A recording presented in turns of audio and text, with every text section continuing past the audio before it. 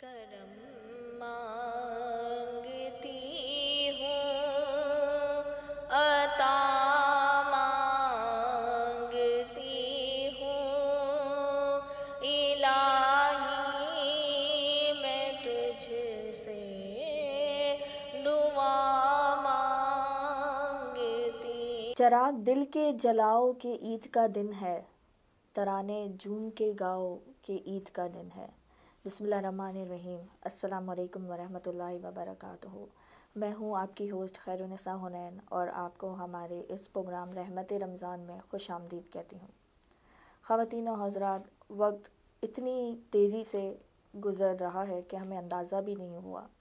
जैसे कि रमज़ान अल्हम्दुलिल्लाह अल्लाह ताला ने अपनी रहमत से हमें इस साल रमज़ान नवाज़ा और हमने अल्हम्दुलिल्लाह अपनी पूरी कोशिश की कि हम नमाज़ें भी अदा करें, हमने ज़कात भी अदा की, हमने तरावीह भी अदा की और बाकी हमने अपने रोज़े का भी ख़याल रखा। सब कुछ हमने रमज़ान के इस महीने में करने की कोशिश की। लेकिन शायद हम एक चीज़ करना भूल गए और वो आज ईद का खुशी का समा है। हमने अभी आज सुबह हमने ईद की नमाज़ भी अदा की और हम माशाल्लाह से फैमिली के साथ अभी बैठे हुए हमने नाश्ता भी कर लिया। लेकिन अंदर से हम अगर अपने दिल से पूछें कि क्या किसी चीज़ की कमी रह गई, तो शायद आपका दिल अंदर से कहेगा कि शायद किसी चीज़ की कमी रह गई। और वो कमी क्या है? वो कमी है दूसरों को माफ़ करने की। शायद हमने सारी इबादत कर ली, सब कुछ कर लिया, लेकिन हमने अपनों को माफ़ नहीं किया। ख़वातीन और हज़रात, आज मैं जो गुफ्तगू करने जा रही हूँ उसमें मैं कुरान और हदीस के हवाले से गुफ्तगू नहीं करूँगी, बल्कि मैं सोशल जो हमारे रिलेशंस हैं आपस में, वो किस तरह से इफ़ेक्ट हुए हुए हैं हमारे अपने बिहेवियर की वजह से और हम उसको किस तरह से ठीक कर सकते हैं, हमारे रिलेशनशिप हम किस तरह से ठीक कर सकते हैं। आज मैं उस हवाले से आपसे सिर्फ 2 पॉइंट डिस्कस करूँगी, क्योंकि आज ईद का दिन है और आज हमें खुशी अल्लाह ताला ने अता फ़रमाई है। तो हमें चाहिए कि हम ये खुशी जो है वो अपने घर वालों के साथ, अपने बहन भाइयों के साथ या जिन से भी हमारी जो नाराज़गियाँ चल रही हैं उनके साथ हम खुशी से बैठ के गुजारें। तो इसलिए आज इस ईद के प्रोग्राम में मैं आपसे ये 2 पॉइंट डिस्कस करना चाहूँगी। तो मैं बात कर रही थी, नंबर 1 पॉइंट जो हमारा है वो है माफ़ करना। अब जी, माफ़ करना क्यों ज़रूरी है? हम समझते हैं कि हम अगर माफ़ कर रहे हैं तो हम दूसरे पर एहसान कर रहे हैं। नहीं, हम अगर किसी को माफ़ कर रहे हैं तो वो हम अपने दिल के सुकून के लिए माफ़ कर रहे हैं। आप देखिए, जब भी हमारे साथ कोई शख्स या कोई भी चीज़ या कोई हादसा इस तरह हो जाता है या कोई भी हमें बात किसी की बुरी लग जाती है और अगर हम उसको माफ़ ना करें तो वो हमें ज़िंदगी के हर लम्हे में याद आती रहती है।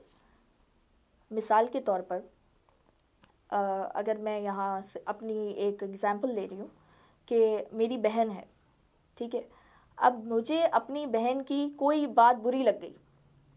अब जब मेरी बहन मेरे सामने आएगी तो मैं उसके मुंह पर नहीं कह रही हूँ कि मुझे तुम्हारी वो बात बुरी लगी, लेकिन अंदर में मेरे उसको देखकर ये हो रहा है कि हाँ, इसने मेरे साथ गलत किया। अब ये तो हो गया कि माफ़ करना क्यों ज़रूरी है। माफ़ करना हमें अपने लिए ज़रूरी है, अपने दिल के सुकून के लिए ज़रूरी है। आज देखें हम कितनी सारी बीमारियों में मुब्तला हैं और तकरीबन आप देख लें 80% जो बीमारी का रीज़न है वो डिप्रेशन है। हम डिप्रेशन में क्यों जा रहे हैं? इसलिए जा रहे हैं कि हम बहुत ज़्यादा सोच रहे हैं। और हम सोच क्यों रहे हैं? क्योंकि हमारे दिल में बहुत ज़्यादा बुराइयां आ गई हैं, बहुत ज़्यादा नफ़रतें आ गई हैं, जिसकी बिना पर हम हर वक्त सोचते रहते हैं, उसने मेरे साथ यूँ किया, उसने मेरे साथ यूँ किया, मैंने उसके साथ यूँ किया तो मुझे रिज़ल्ट में यूँ मिला। तो ये हम डिप्रेशन की तरफ जा रहे हैं। इसीलिए हमें दूसरों को माफ़ करना अपने लिए ज़रूरी है, उसके लिए नहीं। दूसरी बात, अब माफ़ कैसे किया जाए? ये तो बहुत ही मुश्किल काम है हम सब के लिए, यहाँ जो मैं बैठ के आपसे बात कर रही हूँ एज अ होस्ट, मैं अभी आपसे बात कर रही हूँ, लेकिन इसका हरगिज़ ये मतलब नहीं है कि मुझे जो है बहुत ज़्यादा नॉलेज है, या मैं जो हूँ आलिम या कोई हूँ या कोई फाजिल हूँ। नहीं, मैं आपसे जर्नल गुफ्तगू कर रही हूँ और मैं अपनी इस्लाह कर रही हूँ आपके साथ। मुझे ये मेरी इस्लाह हो रही है। मैंने यही सोचा था कि मैं ईद का प्रोग्राम जो है वो ऐसा करूं जिसमें मैं अपनी इस्लाह कर सकूं। देखिए, हमने पूरे रमज़ान ट्रांसमिशन में जो है आपके साथ हम नए नए गेस्ट लाए, हमने रोज़े के मौजू पे गुफ्तगू की, नमाज के मौजू पे गुफ्तगू की, बहुत सारे टॉपिक हमने रमज़ान के हवाले से डिस्कस किए। तो हमने अपनी पूरी कोशिश की कि हम जो है जो भी हजरात को या जो भी गेस्ट हम यहाँ ला रहे हैं उससे जो है वो आपको कोई ना कोई फ़ायदा हो। लेकिन ये पॉइंट ऐसे थे जो मैं रमज़ान के हवाले से डिस्कस नहीं कर पा रही थी, इसलिए मैंने सोचा कि मैं एक प्रोग्राम ईद का रखूँगी इंशाल्लाह, और उसमें आपसे ये डिस्कस करूँगी और साथ ही अपनी भी रहनुमाई करूँगी। तो यहाँ मैं अपनी रहनुमाई कर रही हूँ आपके साथ, हो सकता है मेरी इस्लाह हो जाए ये करने से। अब हम दूसरा स्टेप जो मैंने बताया कि माफ़ कैसे किया जाए। हमें बज़ाहिर बहुत मुश्किल लगता है कि हम जो है वो माफ़ नहीं कर पाएंगे किसी को, और इतना आसान है भी नहीं और होता भी नहीं है, और ना ही हमें लगता है कि हम उसको माफ़ कर पाएंगे।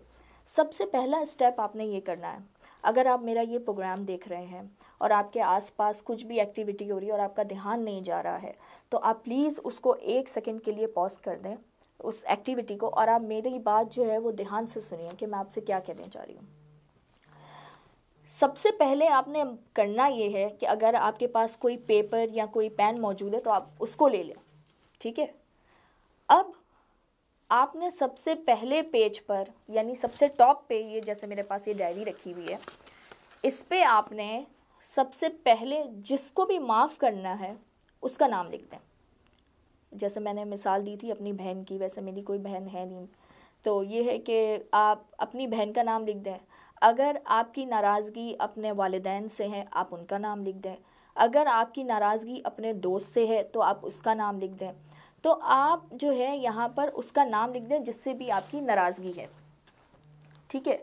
ये तो हो गया स्टेप 1। अब अगर आपके पास पेपर और पेन मौजूद नहीं है तो आप यकीन करें, फ़ोन तो हमारे पास होता ही है, आप उसको कैमरे मोड पे कीजिए और सेल्फ़ी मोड पे करके आपने अपने सामने यूँ रख दिया जैसे आप अपने आप से मुखातिब हो रहे हैं, ठीक है। अब आपने अपने जहन में उस शख्स का नाम लाना है कि जिसको आपको माफ़ करना है, ठीक है, अपने लिए माफ़ करना है। अब आपने वो शख्स का नाम अपने जहन में ले आए। स्टेप 2 क्या होगा? अब आपने पेपर पे उसका नाम तो लिख दिया कि आपको जिसको माफ़ करना है। अब स्टेप 2 पे आपने लिखना है कि कौन कौन सी अच्छाइयाँ आपने उसके साथ की। मिसाल के तौर पे आपने बीमारी में उसकी इयादत की, आप ये सोचते हैं, आपको लगता है कि आपने उसकी बीमारी में इयादत की, और ऑनेस्टली अपनी अच्छाइयाँ तो बहुत हमें नज़र आती हैं, बहुत नज़र आती हैं, क्योंकि हम अपने आप को परफेक्ट ही समझते हैं। मैं अपनी इस्लाह कर रही हूँ कि मैं अपने आप को परफेक्ट समझती हूँ। तो यही बात है कि मुझे अपनी अच्छाइयाँ ज़्यादा दिखेंगी, ठीक है। तो अब मेरा ये बड़ा मज़ेदार दूसरा स्टेप जो बड़ा मज़ेदार है, शायद आप लिखना शुरू करेंगे तो शायद ख़त्म ना हो, क्योंकि हमें अपनी अच्छाई लिखनी है इसमें। अब आपने करना ये है कि इस सवाल के नीचे आपने अच्छाइयाँ अपनी 1 बाय 1 लिखने दी हैं कि आपने उसके साथ कितनी अच्छाइयाँ की।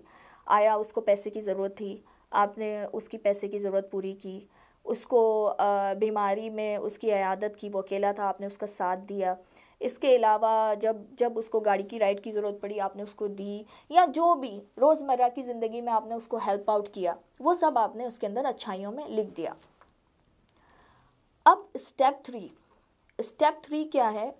उसमें आपको ये लिखना है कि उसने आपके साथ क्या क्या किया। शायद ये आपकी अच्छाई वाली लिस्ट से भी डबल होगा कि उसने आपके साथ क्या क्या बुरा किया। अब आपने उसमें लिख लिया भाई कि उसने मुझे सबके बीच में जो है वो कुछ गलत अल्फाज से मुखातिब कर दिया, या उसने मेरी पीठ पीछे बुराई कर दी, या उसने जब मुझे पैसों की ज़रूरत थी तो उसने मुझे पैसे नहीं दिए, या जब मैं मुश्किल में था और मेरा फ़ोन नहीं उठाया उसने। ये सारी जो है एक्सेट्रा एक्सेट्रा जो भी आप लिखना चाहें इसमें आपने उसकी बुराइयाँ लिख दी।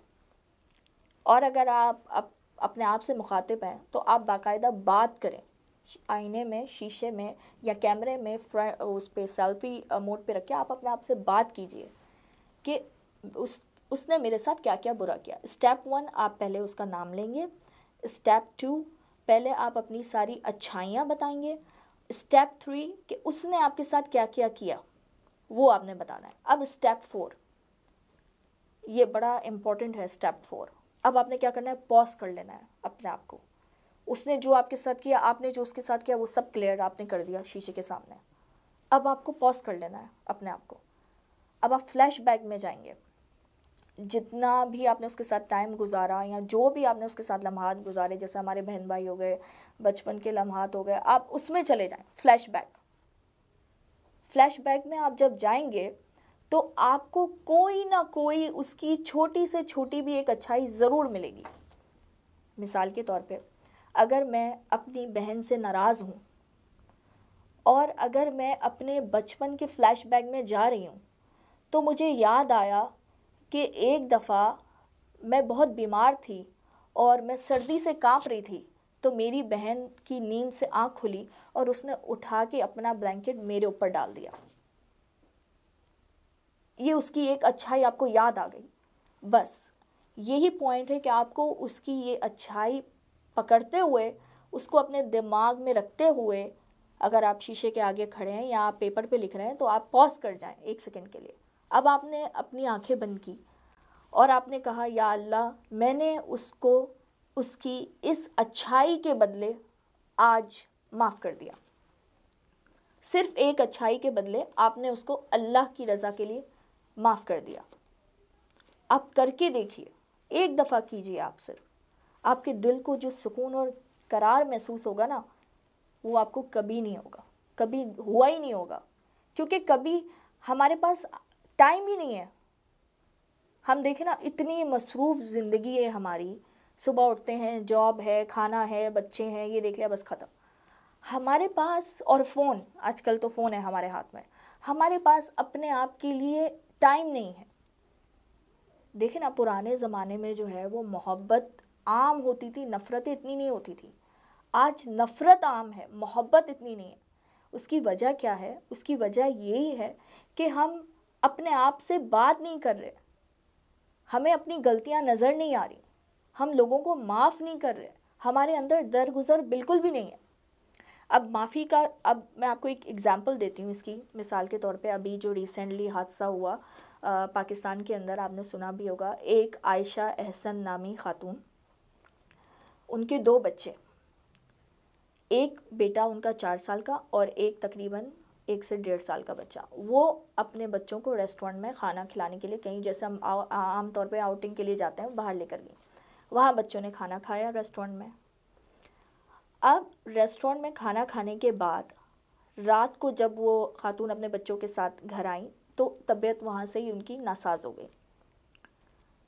सुबह जब वो उठी तो देखा कि एक छोटा बेटा 1.5 साल का, जो कि खाने की, शायद मैं अभी श्योर नहीं हूँ कि एग्जैक्टली जो है, यही पता लगा इन्वेस्टिगेशन जब हुई कि भाई खाने में बैक्टीरियाज मौजूद थे, जिसकी बिना पर जो है दोनों बच्चों की मौत हुई सुबह में। अब एक माँ के लिए कितना बड़ा दुख है कि उसके दोनों बच्चे एक साथ चले जाएं। अब मैं उन आयशा एहसन का ज़र्फ़ आपको बताऊं कि उन्होंने किस तरह सब्र किया। ये आज के ज़माने में ऐसी मिसाल आम तौर पर नज़र नहीं आती हमें।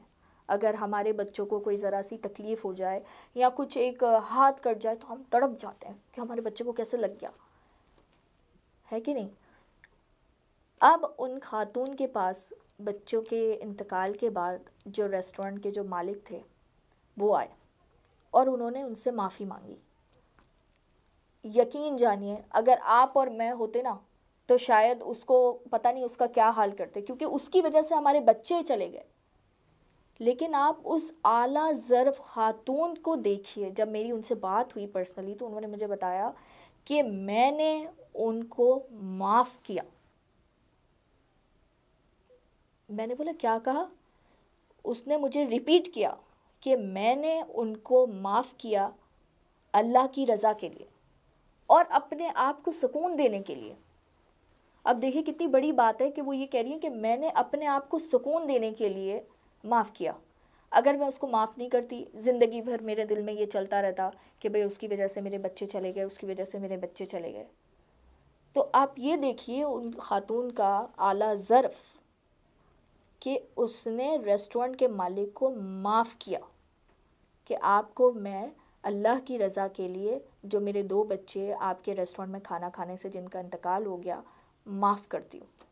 आप बताइए क्या आप और मैं ऐसा कर सकते हैं? नहीं कर सकते।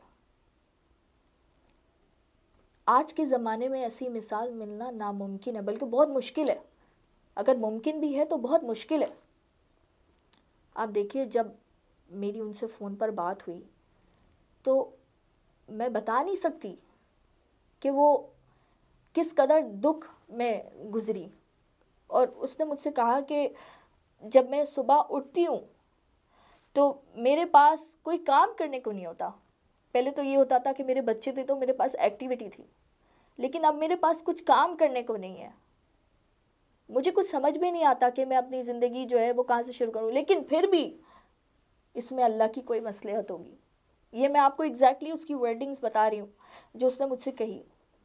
आप उसका सब्र का आलम देखिए कि उसने कहा कि इसमें भी अल्लाह की हिकमत होगी। अगर मैंने अपने 2 बच्चों को खोया तो उसमें भी अल्लाह की मर्ज़ी समझ के मैंने इसे कबूल किया। इतने प्यारे नाम उन बच्चों के, मोहम्मद और अहमद।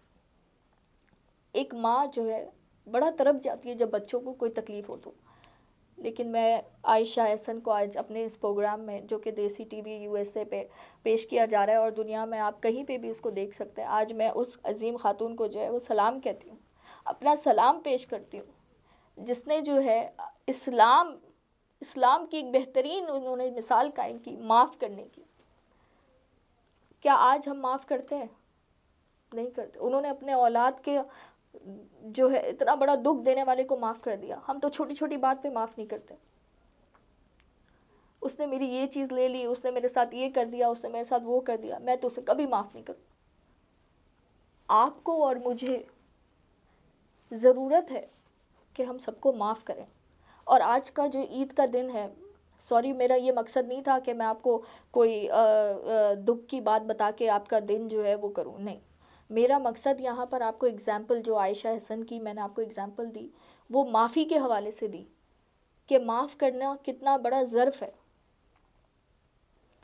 तो हम सबको चाहिए कि आज ईद के दिन पर, खुशी का दिन है, सब कुछ कर लिया हमने, सारी नेकियां कर ली रमज़ान में, सब कुछ कर लिया हमने जो हम समझते हैं कि तरावी भी कर ली, हमने एतिकाफ़ भी कर लिया, लेकिन हमने अपने आप से जितने भी हमारे दिल में जो भी किसी के लिए भी था, हमने उसको माफ़ नहीं किया। तो आज के दिन आइए हम और आप दोनों मिलकर आपस में जो भी हमारे दिल में हमारे लिए जिसने भी बुरा किया या हमें ऐसा लगता है कि उसने हमारा दिल दुखाया, आज आप और मैं यहाँ बैठ के ये कहते हैं कि या अल्लाह, हमने तेरी रज़ा के लिए उन सबको माफ़ किया। यकीन करें आप बहुत अच्छा फ़ील करेंगे। अब दूसरा पॉइंट जो हमने आज करना है ईद वाले दिन, एक तो हमें माफ़ करना है सबको, दूसरा पॉइंट है मेरा एप्रिसिएट, किसी को भी एप्रिसिएशन करना या अप्रिशिएट करना किसी भी चीज़ के लिए, हौसला अफजाई जिसे हम कहते हैं। इसकी एग्ज़ाम्पल मैं आपको ऐसे देना चाहूँगी कि बचपन में हम कोई भी उल्टा सीधा काम करते थे, पेपर पे कुछ भी पेंट कर दिया या हमने कुछ भी कर दिया, और हम खुशी खुशी अम्मी के पास जाते थे और कहते थे कि अम्मी देखे कितना अच्छा है ना ये, और अम्मी हम बाकी सबको कुछ लगे ना लगे, लेकिन हमारी वो तो माँ थी ना, तो वो हमें हमेशा हमारी हौसला अफजाई करती थी, नहीं बेटा ये तो बहुत अच्छा बनाया आपने, बहुत अच्छा किया। और उस वक्त जो हमारी खुशी का आलम था वो अगर हमें याद हो तो वो बहुत ही दुनिया की, हमें लगता था कि सबसे बड़ी खुशी हमारी वही है। तो हौसला अफजाई हर रिश्तों में ज़रूरी है, चाहे वो माँ बाप का रिश्ता हो, चाहे वो बहन भाइयों का रिश्ता हो, चाहे वो दोस्तों का रिश्ता हो, सब में हौसला अफजाई ज़रूरी है। बिल्कुल ज़रूरी है। अब वालिदैन जो है वो तो हर वक्त अपने बच्चों की हौसला अफजाई करते रहते हैं ताहयात जब तक उनकी ज़िंदगी रहती है। अब औलाद को कैसे हौसला अफजाई करनी है, वो असल हौसला अफजाई हमने करनी है जब वो अपने बुढ़ापे की एज पर हैं। आज क्या है, आज हम अमेरिका में बैठे हैं, कनाडा में बैठे हैं, हमारे माँ बाप हमसे दूर हैं। क्या करते हैं, हम अपनी लाइफ में इतना बिज़ी हैं, इतना बिज़ी हैं। अम्मी कॉल भी कर रही होती हैं तो वो हम जॉब पे थे भाई रिसीव नहीं कर पाए, अब्बू कॉल कर रहे होते हैं तो भाई हम फला काम कर रहे थे रिसीव नहीं कर पाए, या हमारा सोने का टाइम था या जो भी। लेकिन आप कभी हमने ये सोचा कि हमारे माँ बाप कितना इंतज़ार कर रहे हैं हमारी एक कॉल का और हमारे एक रिप्लाई का? नहीं सोचा। हमें इस चीज़ को समझने की ज़रूरत है और हमें उनको हौसला अफजाई उनकी करनी ज़रूरी है, क्योंकि आज हम जो कुछ हैं वो सब उन्हीं की वजह से। ये तो हो गया माँ बाप और वालिदैन की हौसला अफजाई। अब मैं आती हूँ मियाँ बीवी में हौसला अफजाई कैसे की जाए। ये बहुत अहम पॉइंट है जो हम नहीं करते।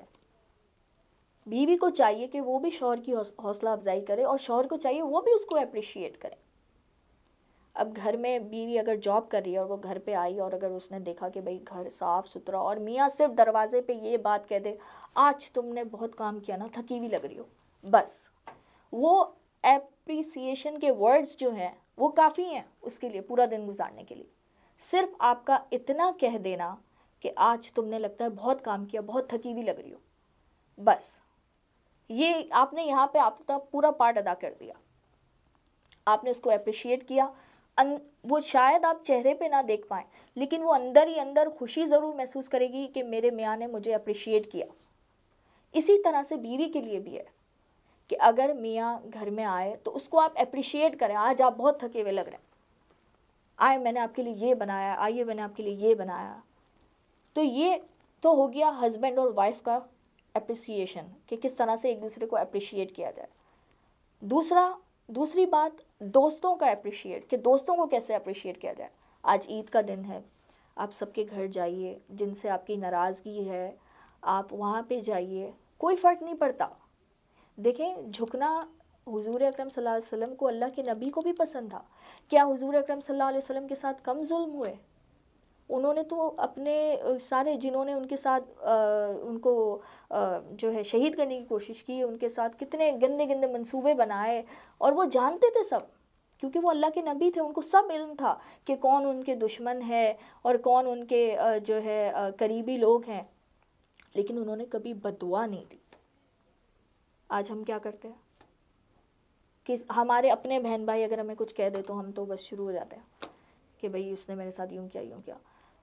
तो ज़रूरी है अपनी ज़िंदगी में हमें एक तो माफ़ करना और दूसरा अप्रिशिएट करना।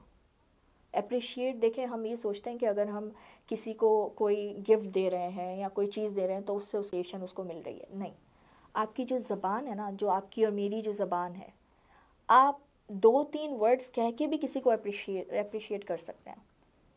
चलें, अगर आपको बात करने का भी मौका नहीं है, आजकल तो फ़ोन है हमारे पास, आप व्हाट्सअप है, फेसबुक मैसेंजर हो गया, आप उसी में किसी को अप्रिशिएट कर दें कि भाई तुमने मेरे साथ जो है लास्ट टाइम इतना अच्छा तुमने खाना बनाया था, इतना अच्छा तुमने मुझे जो है वो दावत की थी, आज मैंने सोचा तो मैं अप्रिशिएट कर दूँ। शायद वो जवाब में आपको थैंक यू ही कहेगा, लेकिन आप तो उसका चेहरा नहीं देख रहे, वो तो सिर्फ आपका फ़ोन ही देख रहा है, उसके चेहरे पे मुस्कुराहट हो, वो आपको नज़र नहीं आएगी लेकिन उसको महसूस होगी। तो आप ये सोचिए कि जब हम किसी इंसान को खुशी देते हैं तो अल्लाह ताला भी हमसे खुश होता है। आज ईद का दिन है, तो आज मैं आपको और अपनी भी इस्लाह कर रही हूँ कि मेरे दिल में जिन जिन की बुराइयाँ हैं और मैंने जिन जिन को जो है अप्रिशिएट नहीं किया, उसमें बहुत सारे लोग हैं, हमारे दोस्त भी हैं, हमारे वालिदैन भी हैं, हमारे नेबर्स कह लें आप, बहुत सारे लोग हैं जिनको हमने अप्रिशिएट आज तक नहीं किया। कभी हमने अम्मी को अप्रिशिएट किया? आपने सोचा कभी हमने अपनी माँ को अप्रिशिएट किया? अल्फाज कहे? कभी भी नहीं कहे। क्या कुछ नहीं करती हमारे लिए माएँ। रातों को उठ के हमें खाना देती हैं, हमारा इंतज़ार करती हैं। हमें कोई चीज़ चाहिए होती है तो हम क्या करते हैं, हम शायद अब्बू से घबराते हैं कहने में, लेकिन हम अम्मी का सहारा पहले लेते हैं। क्या हम सब भूल गए? वही यहाँ पर बात आ गई कि आप किसी एक अच्छाई को पकड़ते हुए, किसी भी एक छोटी अच्छाई जो उसने आपके साथ कभी भी की हो, उसको पकड़ते हुए अल्लाह की रज़ा के लिए माफ़ कर दें। यहाँ पे जो एप्रिसिएशन की बात आई, जो हमने जो ट्रांसमिशन की यहाँ पर पूरा महीना, हमारी कोशिश थी कि जो है अच्छे से अच्छा हम कर सकें। तो ये देसी टीवी यूएसए की जानिब से आपको ये प्रोग्राम पेश किया गया, जो हमने ह्यूस्टन टेक्सास से, यहाँ से हमने रिकॉर्डिंग की, रहमत रमज़ान की। तो मैं इसमें तमाम एप्रिसिएशन की बात आई, देखे तो मुझे भी याद आया कि मुझे क्या करना है अभी, कि मैं यहाँ पर अपनी तमाम देसी टीवी यूएसए की टीम को अप्रिशिएट करना चाहूँगी, जिन्होंने मुझे, यकीन करें आप, मैं ये समझती हूँ कि शायद मुझे बात भी करना नहीं आती, लेकिन मुझे मौका दिया कि मैं आपसे बात कर सकूं और प्रोग्राम को होस्ट कर सकूं। मुझे कोई दीन की इतनी नॉलेज नहीं है, लेकिन जो मैंने गेस्ट लाई यहाँ पर, जो मैंने उनसे गुफ्तगू की और जो मैंने उनसे लर्न किया, मैंने अपनी इस्लाह की। और देसी टीवी यूएसए का मैं शुक्रिया अदा करना चाहूँगी, इनकी टीम का, ह्यूस्टन में जो टीम के लोग हैं उनका शुक्रिया अदा करना चाहूँगी, जिन्होंने मुझे ये मौका दिया और जिन्होंने जो है ये आपके लिए ये प्रोग्राम कि इसमें बहुत सारी चीज़ें होती हैं। देखिए, कैमरे में तो मैं आपको नज़र आ रही हूँ, गेस्ट नज़र आ रहे हैं, लेकिन इसके पीछे पूरी टीम की मेहनत होती है। तो मैं उन सबको अप्रिशिएट करना चाहूँगी, सिर्फ ह्यूस्टन में नहीं बल्कि ये पूरे यूएसए में देसी टीवी यूएसए देखा जा रहा है, और अलग अलग स्टेट से अलग अलग लोग जो हैं वो उसको ऑर्गेनाइज़ कर रहे हैं और अपनी अपनी मेहनतें कर रहे हैं और अपनी अपनी काविशें लगा रहे हैं। तो मैं सबको अप्रिशिएट करना चाहूँगी। ख़ासकर हमारे ह्यूस्टन में जो हमारे कैमरामैन हैं डॉक्टर फूमा साहब, वो हमारे साथ पूरे टाइम रहे हैं, उनका शुक्रिया अदा करना चाहूँगी। अल्लाह ताला उनको रहमतें और बरकतें से नवाज़े, अल्लाह ताला उनकी फ़ैमिली की तमाम मुश्किलात को हल फरमाए। तारिक साहब हैं, जमील साहब हैं, जिन्होंने मुझे, आज मैं आपके सामने जो बैठी हूँ, तो उन्होंने जो है वो मुझे मौका दिया और आज मैं आपके साथ ये प्रोग्राम कर रही हूँ।